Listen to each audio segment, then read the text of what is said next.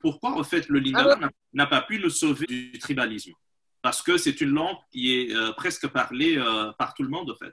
Je crois qu'elle n'a pas pu nous sauver parce qu'elle n'a pas été la première langue de la RDC. On nous a imposé la langue nationale, le français, et on nous a imposé 4 langues.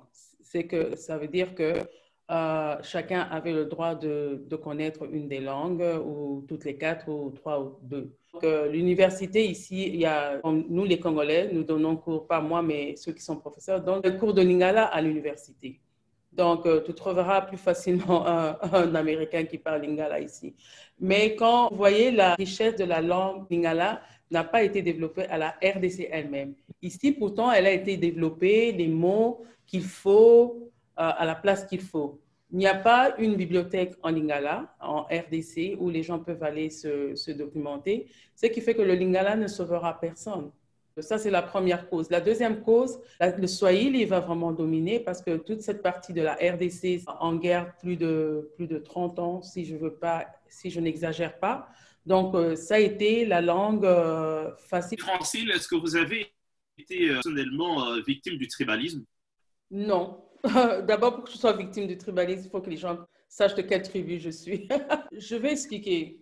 Normalement, le tribalisme, comme venait de dire le journaliste, c'est pas quelque chose de mauvais en soi. Le suffixe isme veut dire seulement que nous mettons un peu de primauté sur quelque chose, nous mettons quelque chose en premier lieu. Ça veut dire être tribaliste, je mets ma tribu en premier lieu. Mais ce que je peux retenir, c'est que en voyageant beaucoup, j'ai remarqué que quand il y a peu de Congolais à un endroit, il n'y a pas du tribalisme. Tout le monde est congolais, tout le monde est uni. Je peux dire de 5 à 10. Tout le monde est uni, tout le monde veut savoir. Vous êtes dans un pays, vous battez pour survivre, vous vous entraidez, en tout cas vous vous entraidez à fond. Mais dès que le nombre commence à augmenter, les gens commencent à faire maintenant des partis. Donc, par exemple, s'il y a peut-être 20, 30, vous voyez qu'il y a quelqu'un qui était par exemple du Sud et qu'il apprend qu'il y a quelqu'un du Sud qui vient d'arriver, il va plus aider que peut-être quelqu'un qui était du Nord. Donc, il y a déjà cette division qui naît entre vous dans la diaspora qui n'existait pas. Et imaginez qu'il y a 100, il y a 1000 personnes dans une ville, eh bien, vous allez remarquer effectivement le tribalisme.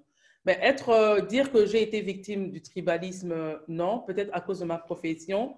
Je suis dentiste de profession, donc un dentiste travaille souvent seul, avec des auxiliaires qui sont des infirmiers, ce qui fait que j'ai ma chaise, je soigne les gens, et quand je soigne les gens, je soigne par rapport à leur maladie, non par rapport à leur ethnie. Donc, je peux ajouter à cela que le problème économique aussi peut être un des problèmes du tribalisme. Quand tout le monde a des moyens, le tribalisme ne fait pas son entrée. Et quand il y a déjà des différences sociales, et c'est là où on commence à voir le tribalisme. Donc, personnellement, je n'ai jamais vécu le tribalisme, mais j'ai quand même été témoin du tribalisme.